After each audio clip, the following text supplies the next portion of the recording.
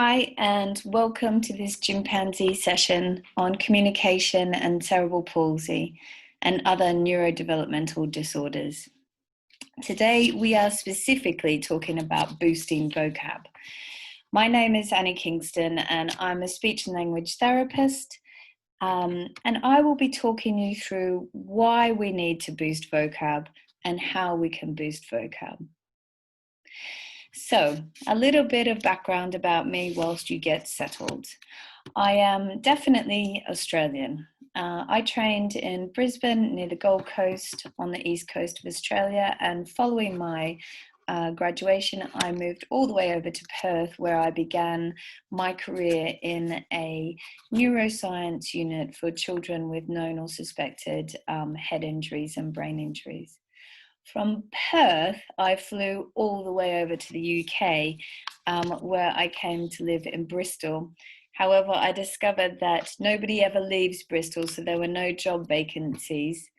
So what I ended up doing was working in Wales and driving across to Wales every day to work in a children's centre for children with complex and multiple needs. In this team, we worked at diagnosis, feeding clinics, hearing impairment units, emotional and behavioural difficulties, autism diagnosis, and of course cerebral palsy. It was a test of knowledge and a test of my skills, and definitely taught me a lot about time management and efficiency.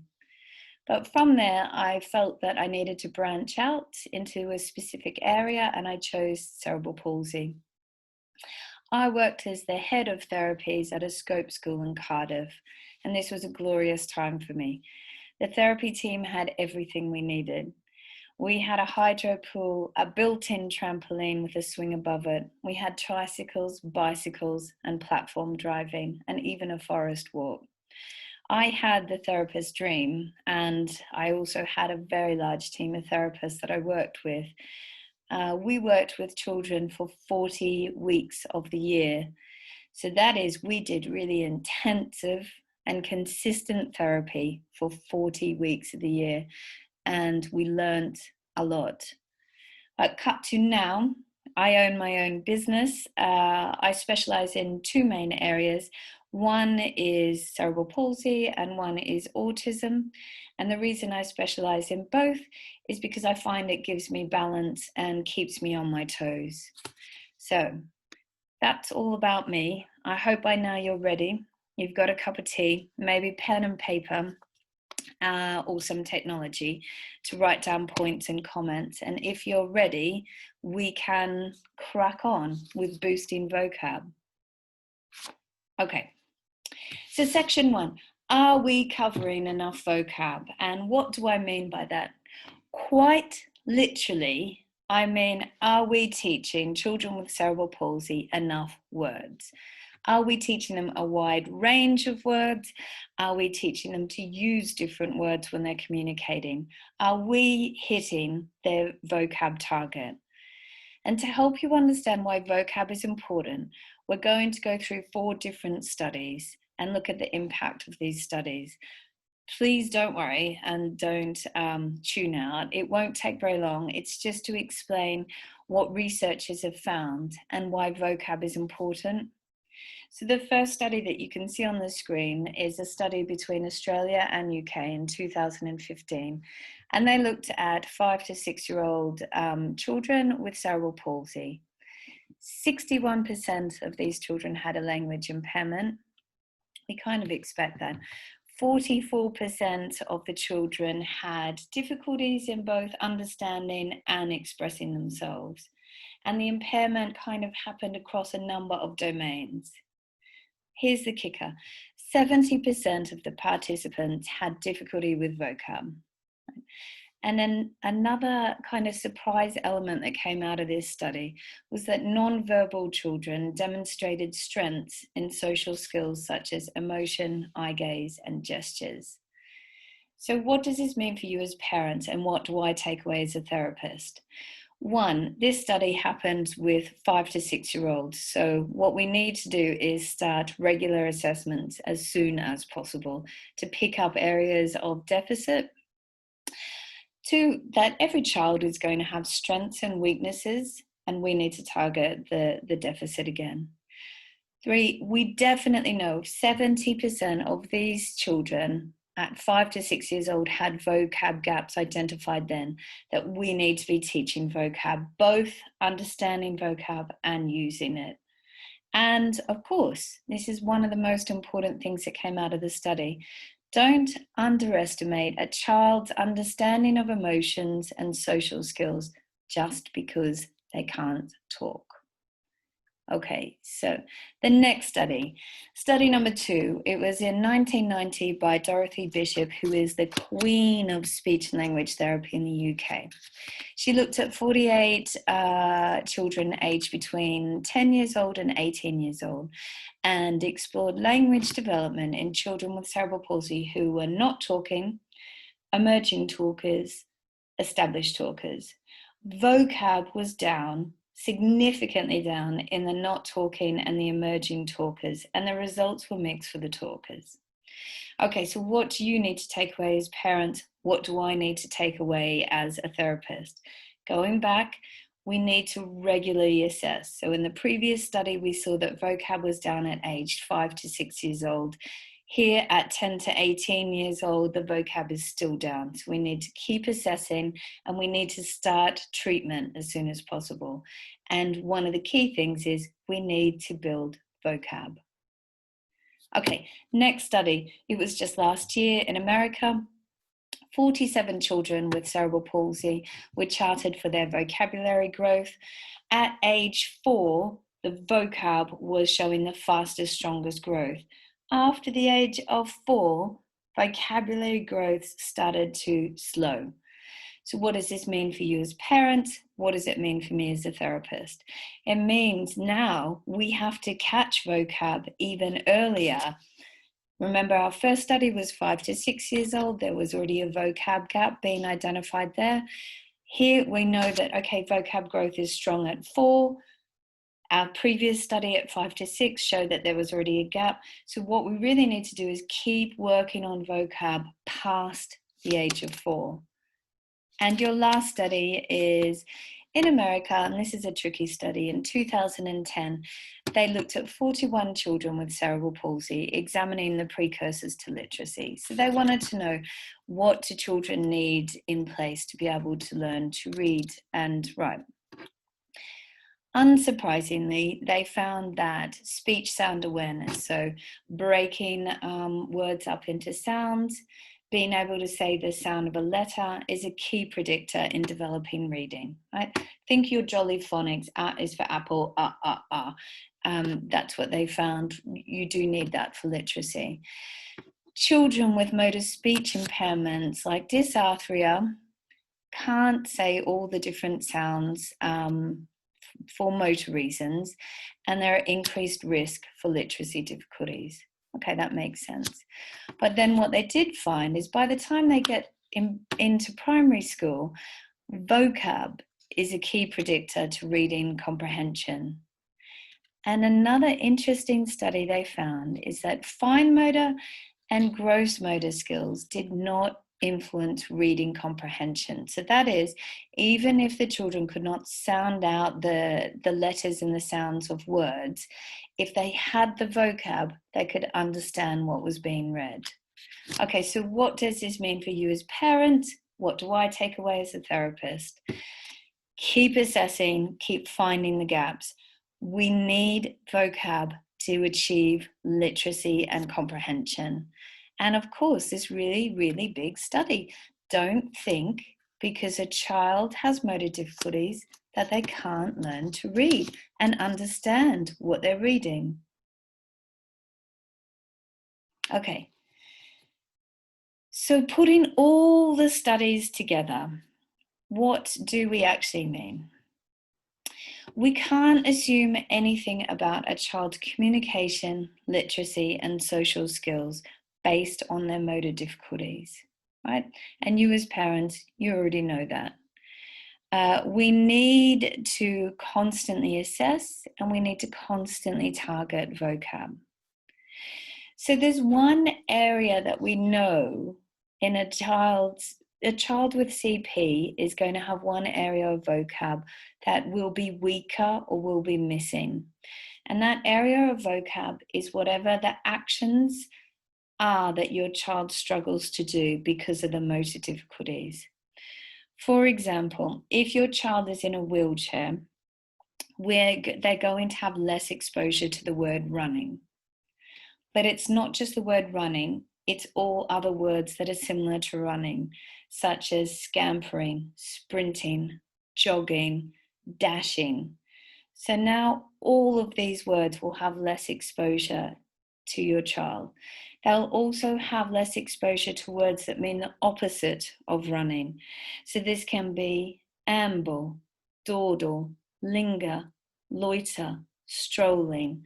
So now, because of their motor difficulties, we don't expose them to the words like running, but we also don't expose them to the words that are opposite to running. So actually we're starting to already reduce the number of words and the amount of vocab that the child is being exposed to just because of their motor difficulties. Another example you might want to think of is if your child has a gastrostomy, they're going to miss out on a lot of food vocab. If they're just fed through their peg, you're probably not talking to them a lot about food, and maybe because they also gag. But that's a whole bunch of vocab that by the time they get to school, other children will know, but your child will have less exposure to. So why do we need vocab? Why do we need to push vocab? I'm going to put it really simply. Increasing vocab improves thinking, and that's the essence of it all. The more we understand, the more words we understand, the greater our cognition is, and the more flexible we can be with our thinking. Think about the last time you were trying to describe something to a friend or a partner, something like the color of a sunset, or the smell of a meal, or how you felt at a particular time. You look for very specific words. The more words you find, the more accurate your description is, the better the listener understands what you're saying. So here's another example. If I said to you, I saw a dog, that's fine. In your head, you can create a picture of a dog, but it might not be the same dog that I am thinking of. If I said to you, I saw a maple-colored, controlling, angry little sausage dog, you have that picture in your head. We both have the same picture in our head. There's a color to it, there's a shape to it. And because we both understand what we're talking about now, our communication will be better. Of course, we've already established we still need vocab for literacy. We still need vocab for, the ability to understand and participate in schoolwork. And my own personal favorite is this one. We need vocab for storytelling, narratives, conversation, explaining, and discussion. But there's more on that at the end. So, what do we need to do? From all the studies, this is what we've come up with. We need to assess regularly and find the gaps. Once we've found the gaps, we fill the gaps. We're going to teach vocab using everything we can. We're going to use play, movement, actions, photos, symbols, YouTube stories, apps on an iPad, smell, touch. And then the final step is you create the opportunity for your child to use the vocab. Okay. That's a lot of the theory. That's all the theory. Okay, we've learned that we really need vocab. We've learned it's really important. So your next question, I guess you would be asking right now is it the right vocab at the right time? And how do I do all of this vocab? I get it, right? You're a parent. You're a parent with a busy life. You're a parent of a child that has motor difficulties. So if we're being honest, you have a busier life than the average person. You have appointments with doctors, with physios, with OTs, with speech therapists. You have appointments all the time. Plus, you have life on top of it. And let's face it, life at the moment is slightly bizarre and a little bit intense. I'm going to try and make this as easy for you as possible. And I don't want you to have to spend a lot of time making resources or anything like that. So I'll talk you through the steps bit by bit of how we're going to work on the right vocab at the right time. Step one is to start now. But guess what? You've already done this step because you're here. Step two is finding out your child's vocab age. Okay, so we're not talking about their actual age. We're talking about what level is their vocab at, what age is that up to. In non-lockdown times, what I would suggest is that you ask your NHS speech therapist for a vocab assessment and keep it as simple as that, just a vocab assessment.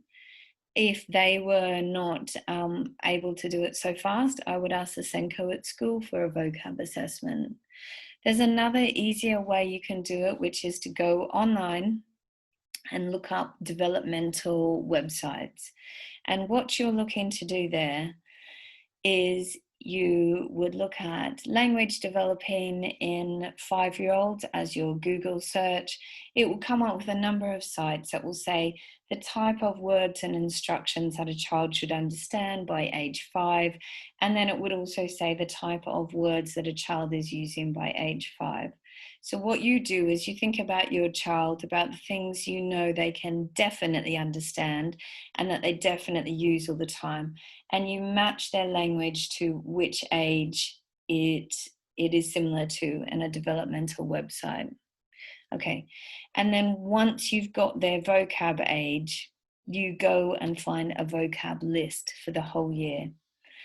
My favorite is Vocabulary. I'm going to be honest with you, it's an American website, so some of the vocab may be unusual, but it's entirely relatable to the UK vocab development. There's not that much difference between it. You can go to Twinkle. They have loads of vocab resources and vocab lists available on Twinkle. If you look hard enough, you will find government websites with the curriculum vocab per year that you could use. But my favorite, I will say this, is Vocabulary. It's easy. It's a 1 to 2 page list of vocab that you can just work through across the whole year. So once you have your vocab list, you're going to trial it out. This is step 4. Trial it out with your child. You might ask them if they know a couple of the words. And the rule of thumb is your child should know some of the words, but not many. If you've got your vocab list and your child knows lots of those words, then move up to a year above.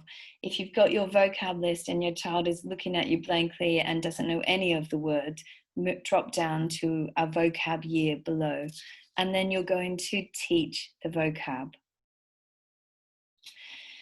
Okay, how do I teach the vocab? How? It's really fun, and it's meant to be fun. The first half is you teaching the word. The second half is the child practicing the word. So step 1, you say the word. The child hears the word. Perfect. Step 2, you describe what the word means. The child hears the definition of what the word means. When you're looking up definitions just on your phone or however you're looking it up, make sure you Google kids definition and not a Webster dictionary, because that will be too complex. Step 3, if possible, you use an object, a movement, a smell, a taste, a touch sensation to make sure the meaning is embedded. We want to use as many physical senses as we can to establish a meaning and keep it there, keep it stored in their memory. Step 4, you're going to show how to spell the word, sounding out the letters and what the word looks like at the end, because what did we discover in the studies? Just because someone might not be great at verbally talking doesn't mean they can't learn what the word looks like and what the word means. Step 5, you use the word in a sentence and you act it out. This is your acting bit, where you get to be slightly silly and fun. Okay, so then it's the child's turn. So you have done all the explaining, you have shown what the word can mean.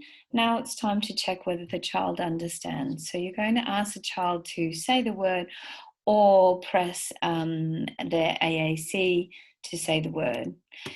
You can ask them to act out the word and to show you what that word means. And they can use whatever movements and vocalizations and facial expressions that they can. Step 8, you can ask the child to spell the word either verbally or writing or through AAC. This step is obviously dependent on your child's level that they're up to. Step 9, if possible, ask the child to use it in a phrase or a sentence. Again, based on your child's level of communication and where they're up to. And step 10, repeat, rehearse, laugh, be silly, and enjoy it. So it's kind of acting. You're just doing acting to get the vocab in.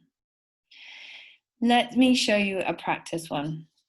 So the word in this practice example is bashful, and bashful is actually a year 1 vocab word. So step 1, you say the word. The word is bashful. Step 2, you describe what the word means. Bashful means when someone gets a bit shy or embarrassed easily. Step 3, you're going to show, you're going to use an object, a movement, a smell, a taste, a touch sensation to make sure we're using all the senses to embed the meaning. So I would say when someone is bashful, their face goes a bit pink and they move away a bit. You show how the word is spelt, sounding out the letters b, a, sh, f, u. You use the word in a sentence. The boy was bashful on his first day at school. Okay, so that's your example of it. When you have your list at home and you are working through these words, you don't need to go crazy. This is just something fun and easy that's going to boost your child's thinking power. So I would work on 2 words per week. Once I have the word, I would write it down, I would attach a picture to it, I would probably put it in a phrase or a sentence as well. You can do this on post-it notes or you can print them out from the computer. Once you have a word, I would stick it to the dining table, the fridge, or the bathroom mirror. Whenever someone in the family, can be anyone, not just your child with cerebral palsy, uses one of the key words, they get a point, a high five, a sticker, a chocolate button, whatever you use in your house for rewards. But the biggest thing that's going to help your child remember each word is that you had fun teaching it and both of you were silly and had fun and it wasn't high pressure, and they will remember mummy and daddy acting something out because they don't always do that, and that will further embed the vocab into their mind. Remember, you're not going to do any harm with this. It's just fun and you're just boosting their thinking power. Okay. So some of you might be saying, but why? Why do they need to know bashful when they know shy? You know, surely one word is enough, but let's remember what the studies have shown us. Vocab equals increased thinking. Vocab equals more meaning, more context. Vocab equals improved reading comprehension and improved literacy. Vocab equals storytelling, narratives, conversation, being able to explain yourself, being able to have your own opinion. So we have covered the theory of vocab. We've covered how you're going to teach vocab. There's one area that is really important that's still remaining, and that is social vocab. And this is the nitty gritty good stuff of life. And is it more vocab? Absolutely, it's more vocab. And is it going to be even more fun to teach? Absolutely. So there's a peculiar thing that happens with children with cerebral palsy and other kind of motor movement disorders. Everyone is so nice to them, which is great. Nobody wants them to fail, which is also great, because children with cerebral palsy have been through a lot right from birth. We teach them that people will help them move, that people will help them eat, people will help them dress, to toilet, to swim. And we as adults, we like children to comply. And so there's this risk that children with cerebral palsy can become quite passive. It's probably not what you see at home as parents. You probably see a very different side to them. But when children with cerebral palsy are at school or in the community, everyone sees them as the cutest, sweetest child in the world. But here's the thing. When it comes to other children with cerebral palsy, they don't, with other children at the same age as your child, children without cerebral palsy don't tend to see the disability. They see it more as a difference in hair colour or height or skin colour. They don't tend to see the disability at all. So when we talk about social vocab, we're not talking about what we as adults want a child with cerebral palsy to be able to communicate. We are talking about what they need to be able to say and communicate when they're out there in the big wide world and the jungle of socializing with other children. So we need to think about this from the perspective of a child. What social vocab do children with cerebral palsy need to learn? So around primary school age and even younger, phrases like, "You've got to be kidding," "Really," "You're not the boss of me," "You cheeky monkey," "Give me a break," whatever. And also one phrase that we forget children say all the time to each other, they quite openly say, "You're not my friend anymore." So this type of vocab, we also need to teach children with cerebral palsy, because we want to break the cycle of passivity and we want them to be able to stand their own ground and, to give as good as they get within this setting. So when you're looking at primary school age, it's very beautiful, it's very honest, it's very open. And then you get to teenage vocab, and the world of teenage social vocab gets stranger and stranger. So teenagers right now in 2020 are using these expressions: lit, goat, extra snatched, Gucci, woke, flexed. And if you don't know what any of these words mean, I encourage you to absolutely look this up on the internet. All the explanations will be there. But the point is, if your teenager with cerebral palsy doesn't know what this vocab means, they're not going to understand a lot of the communication of their peers. And that's going to make things really, really difficult for them.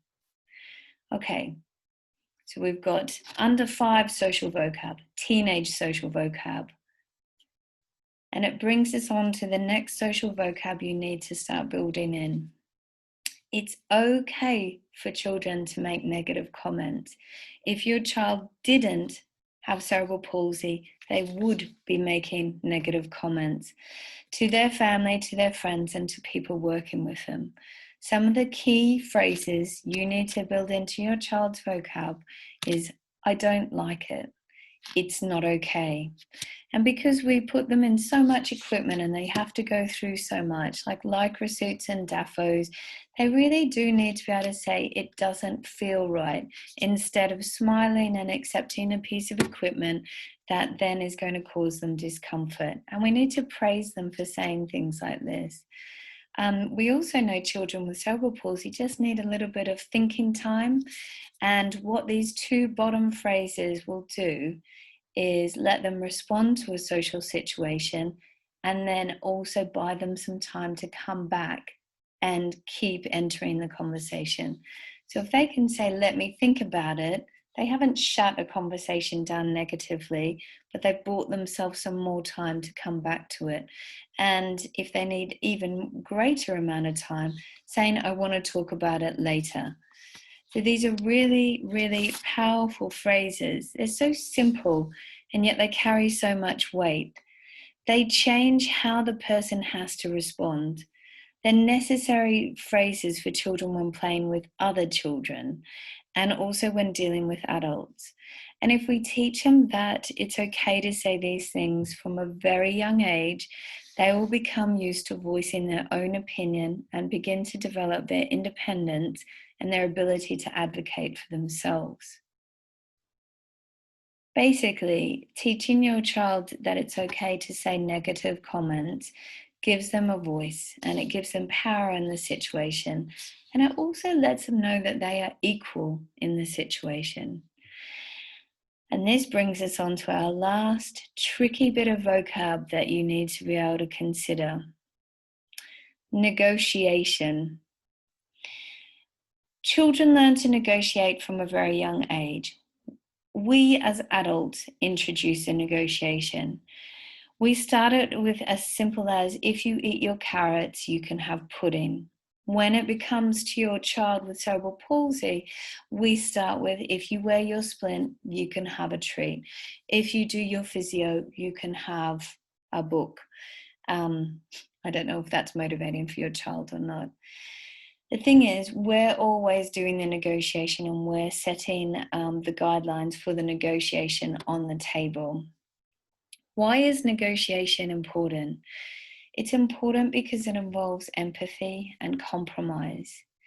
It's important because when parents teach their children to negotiate with them, as well as other adults and children, you're teaching them confidence and self-esteem and empathy and social skills. But we're always the people in control of it. We're always the people setting what a child can reach and what they can achieve in the negotiation. We set the boundaries, and that's fine, and that's normal for us to do that. But you need your child to start the negotiation. There's one phrase that your child will benefit from for all of their life. And I almost feel like we need a drum roll for this, but here it is. If you do that, I will. Okay? So just pause for a second and think how you will feel as a parent if your child uses this phrase with you. Well, your first thing is you're probably going to be a little bit frustrated and a little bit annoyed, a little bit cross, because your child is trying to take control of the moment. But that's a normal parenting situation to be in. Now, think about how proud you would be if your child said this to another child in the playground because they had been horrible. If you do that, I will go and tell the teacher. If you do that, I will shout for help. Imagine again that moment in the shop that seems to happen where the shop assistant will address all the communication to everyone except for the child with cerebral palsy. And imagine if they were doing that and your little child with cerebral palsy, piped up and said, if you keep talking to my parents, I will feel like you can't see me. It's a really, really powerful phrase. You can practice this at home. You can practice this in the community. When schools return in September, you can tell the teacher, this is what we're working on, and we'd really appreciate it if you support my child to use this at school. This phrase alone will let your child start to have some control over their life. This phrase alone will give them power and kind of obliterate passivity. This child will give your child a choice about what they're going to do and say next. So they won't be waiting to accept whatever's going to happen. And if you're worried that it's a little bit too adversarial or a little bit too strong, let's go back a slide and look at who uses negotiation. So diplomats, of course we expect diplomats to negotiate, but kids negotiate when they play games. They negotiate to see who's the boss. They negotiate to see who's going first. Married couples and friends negotiate. All successful, respectful relationships involve a continuing series of negotiations. It's not defeating one another. It's not adversarial. Negotiation means you're really saying, I'm here too. I have options. I have an opinion and I have boundaries. It's the most important thing you can teach your child. Okay. Good work, everyone. You've made it to section 4. Section 4, I'm going to keep short and brief because I don't know your child's communication system, but this is specifically for vocab for AAC. There is one golden rule that you need to stick to, and it's really simple. Ask your child what they want programmed onto their AAC. So it's their communication, it's their voice, and it's their right to choose what they want to be able to say. Let me just give you an example of some of the quirky things that I have programmed onto children's AAC. A boy I worked with in Wales was desperate to have some Welsh sayings on his eye gaze. We discussed it, and then we agreed that I would program in a Welsh phrase of "you're as mad as a bag of frogs," as well as their colloquial saying of "all right, boyo." Sorry for my Welsh accent. So we programmed both of these on, and he used them on his eye gaze really, really frequently because he wanted to make people laugh. So actually it drove his motivation to use his eye gaze more. And it also showed his Welshness and that he felt like he really was a Welsh citizen. And it showed his sense of humour. Okay, so example number 2, a girl that I work with has an energetic brother. When her mother left the room in our session, she asked me to program stinky poo onto her talker.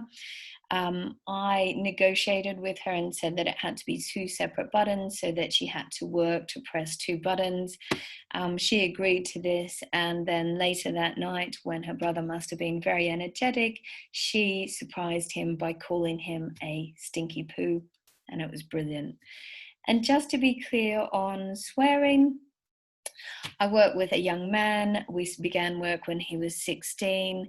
He is now early 20s, but as he was coming into about 18 years old, he really wanted some swear words programmed onto his AAC. He really actually just wanted, "would you just F off?" We talked about the risks of this. We talked about the impact of other people hearing this, and he still decided he wanted to go ahead with it. And what he did, he used it for when he was angry, and he used it as well for when he didn't believe what a person was saying to him. And this was really powerful for him when he went to his medical appointments and he didn't agree with medical professionals and what they were saying to him. He also used it down the pub with his mates to get as much reactions as possible from the bartenders, from the staff, and from the people in the pub. And apparently it was one of the best nights that he's ever had in his life. So just to recap on that, although we are programming the devices, it's the child's communication, and who knows what they actually want to say until you ask them. Okay, everybody, you made it to the end. Well done. That's your crash course in vocab and cerebral palsy and other motor movement disorders done. Your take-home messages are: teach vocab all the time, teach the gaps that they're not being exposed to, teach kid talk, teach slang, teach phrases that are negative, and teach negotiation. If your child is an AAC user, always ask them what they want programmed on the device. And most finally, thank you for your time.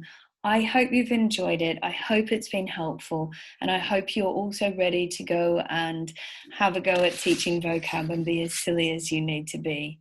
And best of luck, and contact Chimpanzees if you have any further questions. Okay, see you later, guys.